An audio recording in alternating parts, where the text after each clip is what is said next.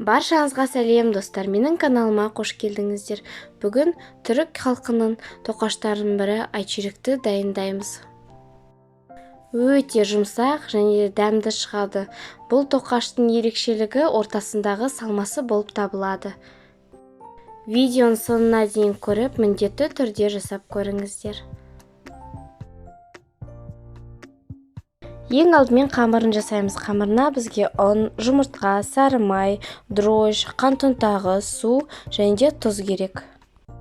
Қамырын илеу үшін алдымен ұнды, тұзды, қант ұнтағын және де дрожжыны қосып араластырып аламыз. Содан кейін тоңазытқыштан шыққан сары майымызды қосамыз, оның үстіне суды және де жұмыртқаны қосып, қолдың ыстығымен сары майды ертіп, қамырды жақсылап илеп аламыз. Егер де қолыңызға қатты қамыр жабысатын болса, кішкене ұн сеуіп илеп жүруге болады.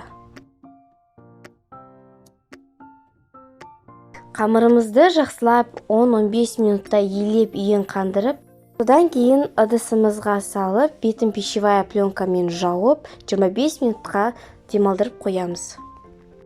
Құрамында сары май болғандықтан қамырымыз қатты көтерілмейді. Салмасын дайындаймыз. Салмасына керекті заттар ұн, қант, сұйық май, какао ұнтағы, қайнаған су, жұмыртқа және де қамыр қопсытқыш. Ең алдымен жұмыртқамыз бен қантымызды қосып, массамыз 2-3 есе ұлғайғанша миксерлеп аламыз. Массамыз араластырып болғанша дейін біз қайнаған суымызға какао ұнтағын қосып араластырып аламыз. Ұнымызға қамыр қопсытқышты қосып дайындап қоямыз. Ұнды міндетті түрде електен өткізіңіздер.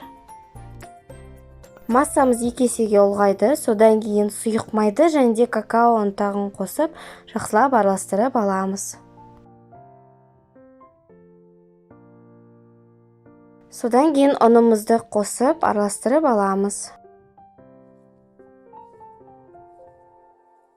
Дайын болған массаны арнайы формаға пергамент қағазын төсеп, ішіне құйып 180 градуста 30 минутта пісіріп аламыз. Бисквитіміз піскен соң толық суытып, содан кейін жұмыс жасаймыз. Бисквитіміз толық суыған соң қолымызбен ұсақтап, үгітіп, құм тәріздес қылдырамыз. Содан кейін сүтімізді құйып, басын біріктіріп, жақсылап араластырып аламыз. Бізде бисквитіміз өз формасын ұстайтындай болуы қажет. Қамырымызды бірнеше бөлікке бөліп аламыз. Бізде шамамен 7-8 айчүрек шығады.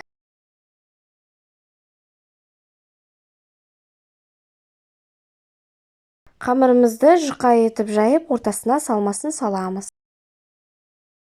Бисквитімізді қолымызға біріктіріп алып, содан кейін қамырдың ең шеткі жағына орналастырып, толық орап шығамыз.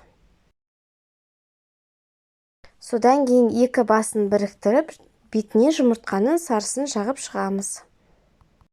Тоқашты қызып тұрған пеште 180 градуста 25 минут пісіріп аламыз. Достар, видеоның соңына дейін көрсеңіздер, менің каналыма тіркеліп, лайк басып, комментарий қалдыруды ұмытпаңыздар. Келесі видеода кездескенше.